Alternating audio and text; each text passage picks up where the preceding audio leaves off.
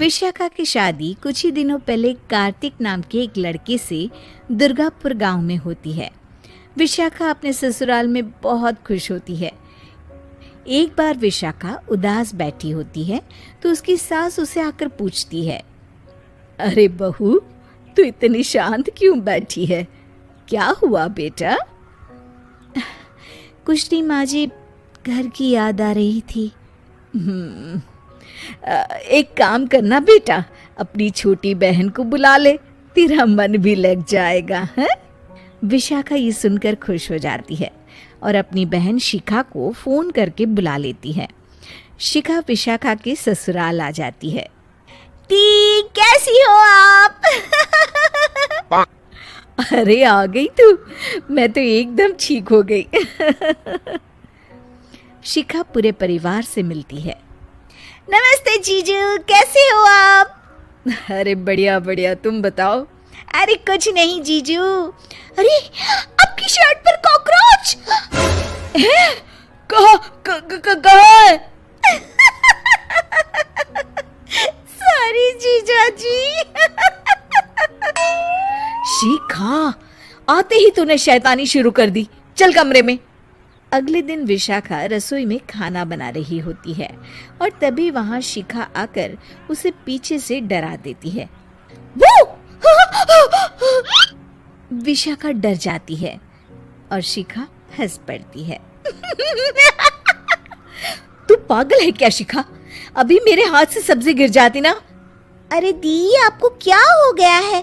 शादी से पहले तो कितनी मस्ती करती थी और अब एकदम बोरिंग हो गई है आप। ऐसा कुछ नहीं है शिखा, वो तो शिखा, चूहा कहाँ है? दीदी दीदी दीदी दीदी, मुझे चूहे से बहुत डर लगता है। कहाँ है चूहा? देखा शिखा, मैं कुछ भी नहीं भूली, मस्ती करना भी नहीं। सच में दीदी, आपने तो डरा ही दिया था मुझे। दोनों बहनें आपस में बात कर रही होती है। तभी शिखा को एक आइडिया आता है। दी, क्यों ना आज हम इन सबको डराए? नहीं नहीं शिखा, ये मेरा ससुराल है, यहाँ लोग मजाक में नहीं लेंगे तुम्हारी बात को। अरे दी, तुम भी ना कितना सोचती हो। रात में जब सब सो रहे होते हैं कि अचानक से विशाखा की सास को पायल की आवाज़ सुनाई देती है। वो आंगन में आकर देखती है तो आवाज़ आना बंद हो जाती है। अरे कौन है इतनी रात को? वो जैसे ही मुड़ती है तो देखती है कि सफ़ेद साड़ी में एक औरत घूम रही है। वो डर जाती है और भागकर अपने कमरे में चली जाती है।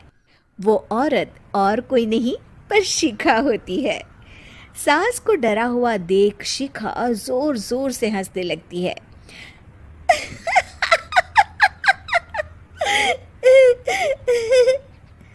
अगले दिन शिखा ये बात विशाखा को बताती है। ऐसा तुझे नहीं करना चाहिए था शिखा, ये मेरा ससुराल है और तू यहाँ ऐसे मजाक नहीं कर सकती। किसी को पता चल गया ना तो हमारी तो शामत आ जाएगी। अरे कुछ नहीं होगा दी, मैं तो सोच रही हूँ कि आज अच्छे से मेकअप भी कर लूँ तो और ज्यादा मजा आएगा। शिखा वहाँ से चली जाती है और विशाखा की सास ये सब सुन लेती है। ओह, तो ये सब शिखा का करा धरा है। रात में जब पूरा घर सो रहा होता है तो शिखा फिर से मेकअप करके आती है और पायल की आवाज़ फ़ोन से बजाकर टहल रही होती है घर में। तभी उसके ससुर आ जाते हैं। शिखा जैसे ही उनको डराती है वो अचानक से गिर पड़ते हैं और बेहोश हो जाते हैं। शिखा ये देखकर डर जाती है। अरे अंकल जी, क्या हो गया आपको? दी, जीजू, जल्दी आओ। अंकल जी उठिए ना। सारे घर वाले वहाँ आ जाते हैं। अरे पापा, क्या हो गया आपको? क्या हुआ शिखा, ये बेहोश कैसे हो गए? अरे तूने डराया क्या इन्हें ये चुड़ैल जैसा मेकअप करके हैं? आंटी जी, मैं तो बस मजाक कर रही थी, मुझे नहीं पता था कि अंकल इतना ज़्यादा शॉक्ड हो जाएंगे। तुझे पता है ये दिल के मरीज है। हे भगवान, इन्हें तो दिल का दौरा पड़ गया है। शिखा घबरा जाती है। क्या दिल का दौरा? तेरी वजह से आज इनकी ये हालत है। इन्हें कुछ भी हुआ ना तो तू जेल जाएगी, समझी? शिखा रोने लगती है। नहीं नहीं आंटी जी, ऐसा मत बोलिए, अंकल को कुछ नहीं होगा। तभी ससुर को छींक आने वाली होती है। वो छींक रोकने की कोशिश करते हैं, लेकिन फिर भी उन्हें छींक आ जाती है और उनकी आंख खुल जाती है। अंकल, आप ठीक तो है ना अंकल? ससुर और सास हंसने लगते हैं।